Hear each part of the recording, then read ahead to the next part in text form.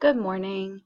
This training is designed to take you through the EOG assessment guide, and we'll go kind of page by page through that assessment guide. So the first page in the new assessment guide is a letter from the state superintendent, and there are a few features in that letter that you should be aware of. The first is that proctors are no longer required by the state, but they are required in some settings by Wake County. Wake County requires proctors to be in read aloud settings and in one-on-one settings. The next thing that the superintendent is now allowing is that teachers can review test-taking strategies with students immediately before the test. We do not advise that you review actual content. So for example, you can review things like guess and check or eliminating obviously incorrect answers, but don't review your multiplication tables or how to annotate a text, things like that. The other thing that's happened this year is that the testing times on multiple tests and the number of test items have been reduced, and we'll go over that in more detail in a little bit. And also that the assessment guides have been revised and many of the say statements have been revised to make them less mechanical. I know that after many years of testing, some of you could probably recite those say statements in your sleep, but you'll want to look over them before you give the test because they have been revised. So here is the testing time for the reading test. This is the same as the EOGs have been in the past. It's a total of 4 hours. The estimated time is 3 hours, but students have up to 4 hours to take the test. The math test is the first one that has been revised. You'll notice that the estimated time to take the test is 2 hours because the number of items has been reduced to 53. And you'll also notice that students now only have a total time of 3 hours to take this test. The same is true of the science test. There used to be 75 items on the test. Now there are only 65. And the maximum testing time for the science test was reduced from 4 hours to 3 hours. And the state estimates that students will only need 2 hours to complete the test. So, preparing for testing day. With your students, you should review test-taking strategies. If you're giving an online test, you should have received from me a while back the schedule of when you would be in the computer lab. If you don't remember what date you are scheduled to be in the computer lab to complete the online assessment tutorial, please go to Lab and Resource Scheduler online and find your date. If you are doing a paper pencil math test, you need to complete the gridded math practice. If you are doing an online math test, you do not have to do the gridded math practice anymore, which is fabulous. You should also be completing the released form of your tests. And also in the assessment guide, it emphasizes that we should be telling students that the EOG score is just one score and not the only measure of their abilities and their potential. So, this year the assessment guides have combined the online guide and the paper pencil guide, and there are differences for what's required for an online test versus a paper pencil test. Please review the list on pages 3 and 4 to see the differences. All right, we need to take some time to talk about testing security. The first thing I'm going to ask you to do is review your testing code of ethics. It's in the very back of your assessment guide on pages 79 through 82. If anything goes wrong during testing, this is one of the first documents that we consult to see what kind of violation has occurred. We also need to talk about what a secure test material is. For you guys, this would include test books, test questions, answer documents, and these can be paper pencil tests or electronic tests. If you are giving an electronic test, as soon as the student's name is displayed on the screen, that test has become a secure material. Just like you would not leave test books unsupervised in a classroom, you can no longer leave a test monitor unsupervised once the student's name is displayed. These secure materials must not be copied, reproduced, paraphrased, filed, or used in instructional activities. You may also not disclose the contents of secure tests. That means you may not discuss them with students or each other, any of the information contained within the tests. Something that has come up in the last year is that you may not write or post about these tests on social media sites. You will lose your job, full stop. Teachers in Wake County have lost their job over the past year for posting on Facebook about the EOG. We have had teachers who had their stack of EOG test books and took a picture and posted it and said, about to give those EOGs, that's not good. Don't do it. It's a secure material. We don't want anyone to get into trouble. We also had a teacher post an actual test question to a private Facebook group and say, can you believe they asked this question on the EOG? That teacher is now doing other things. So please do not post about the EOGs on social media. It will not go well. So by test day, please cover all your bulletin boards, instructional displays, and reference materials that might be a source of direct answers. If it's math day and you are a math teacher, make sure that all of your posters, your standards reference materials are covered. Please also clear your desks and workstations of books or other materials that are not required for the test, and arrange your seating to discourage sharing of responses. I know some of you have flexible seating classrooms, so we need to make sure that our students are back to back. If they're sitting on the floor, we also need to make sure that when we are seating our students, if we are taking paper pencil tests, that the different colors of the test are seated next to each other, different forms of the test are seated next to each other, especially in those flexible seating classrooms. We want to discourage answer sharing as much as possible. Also, study carrels and privacy devices are not permitted. I have seen in classroom tests that some people use manila folders as privacy devices. These are not permitted in end-of-year testing. Some other reminders: do not do anything during testing other than monitoring the test. That includes reading a book or the newspaper. That includes using your electronic device, even if you are just checking the time. You must use a clock on your wall. We're not watering the plants. We're not having extended conversations with any proctor or other adult in the room about what was on television. Our sole job is to monitor the test.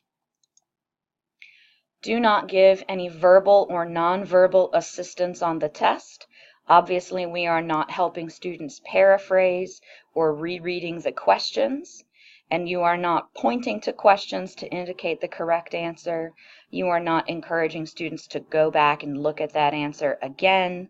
We want to make sure that the students' work is their own work. Students may be excused to use the restroom. Let our people go. If they are excused to use the restroom, their timeout must be recorded so that the student gets their full minutes of testing time back at the end of the testing session. On test day, you will count materials in the media center when you receive them. And then when your class is done testing, you need to count materials before coming back to 4113 to turn the materials back in.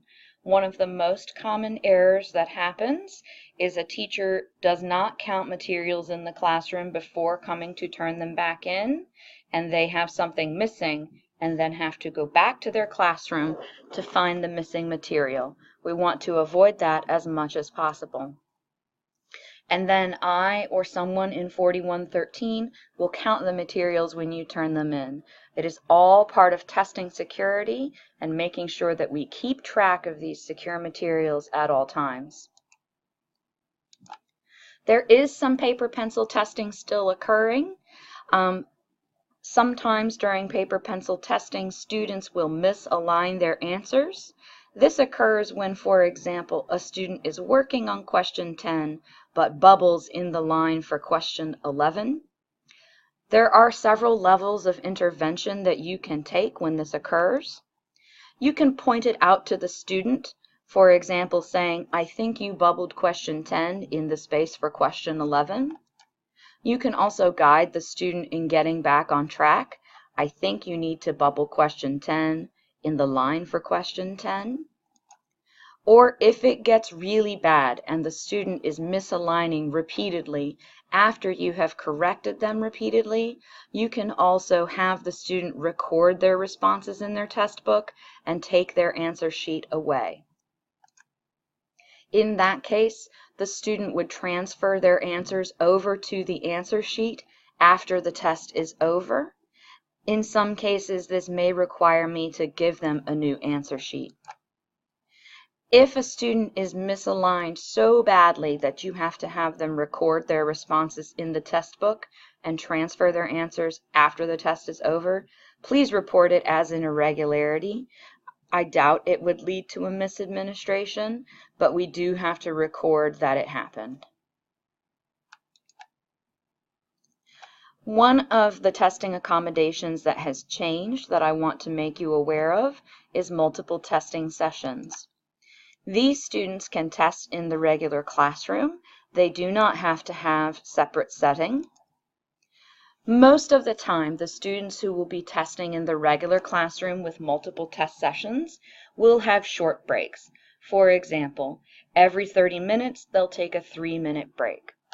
When these students take a short break, you will simply close their test book and they can sit there, or they can go take a restroom break, or they can go take a water break. In these instances, the student should not be communicating with others, and they will not have access to electronic devices. Some of our students have longer breaks, several hours of a break, or they test over multiple days. In those instances, their test books must be paper clipped, or if it's an online electronic test, the test must be fully exited. And the student will not be able to return to previously attempted items. For students who finish testing early, they may remain in the testing room and read novels or other non-textbooks while other students continue to work. There is a procedure for how to get students their books. The first thing you need to do is verify that the student has completed the test, checked over their answers, and marked all answers clearly on their answer sheet or on their screen. If a student is working on an online test and they get to the review screen and you see that they have not answered several questions, you can tell them, do you want to go back and answer those questions? If the student says yes, they go back and answer. If the student says no, they can end the test at that point. After you have verified that the student has completed the test, collect all of the student's testing materials, their test booklet, answer sheet, calculator, pencils, and scrap paper. Then bring the student their reading material.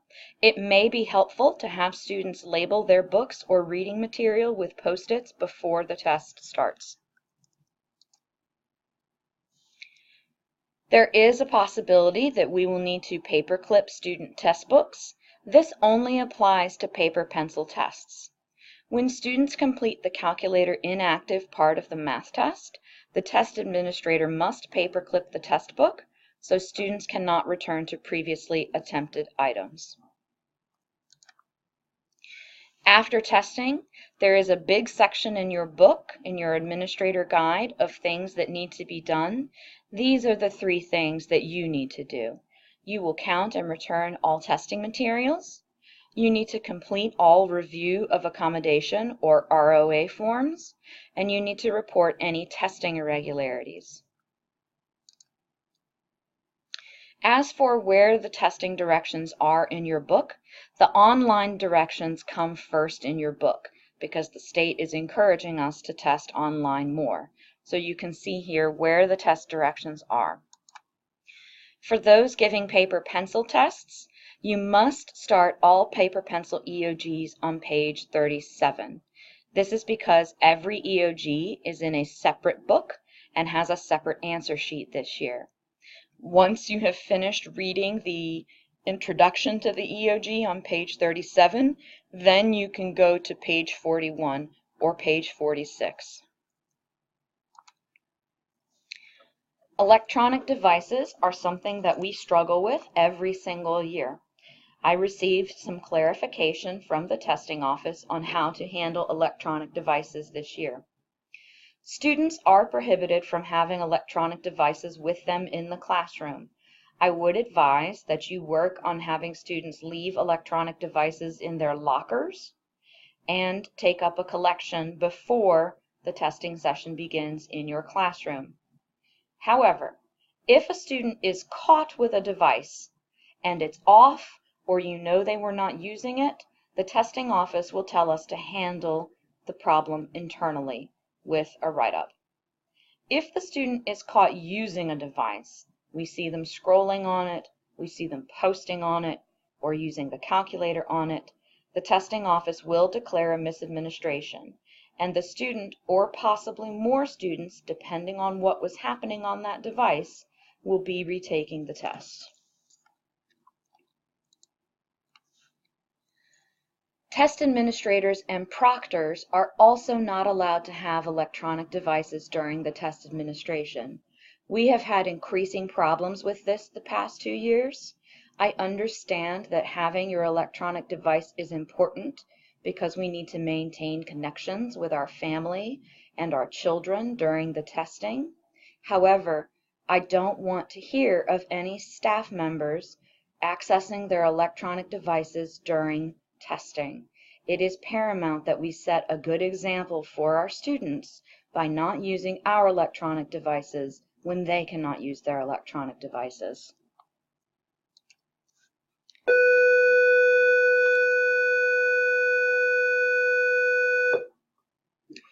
Personal belongings are no longer prohibited in the testing room. However, they must be placed under or away from student seats, and students must not access personal belongings during the test. We do make exceptions for this, and that is for students who need to access their personal belongings for medical supplies and for feminine hygiene products. We are not the arbiters of those issues.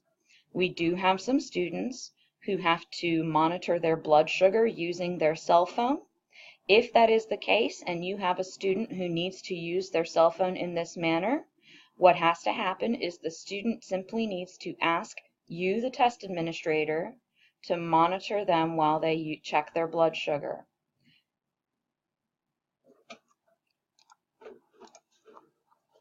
When it comes to irregularities, when in doubt, report it out. I would much rather you tell me about something that happened and let me decide about what to do with it than you not say anything and I find out about it later. There is a list of example irregularities in your administrator guide on pages 64 through 66.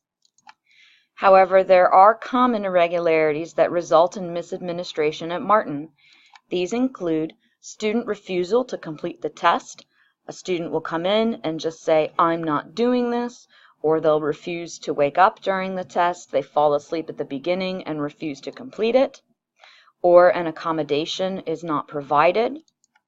Or an accommodation is provided that's not on an IEP, LEP, or 504 plan. So please make sure you are reviewing those ROAs and making sure you are sending students to their separate settings. Okay, that's all I have. Thank you for paying attention.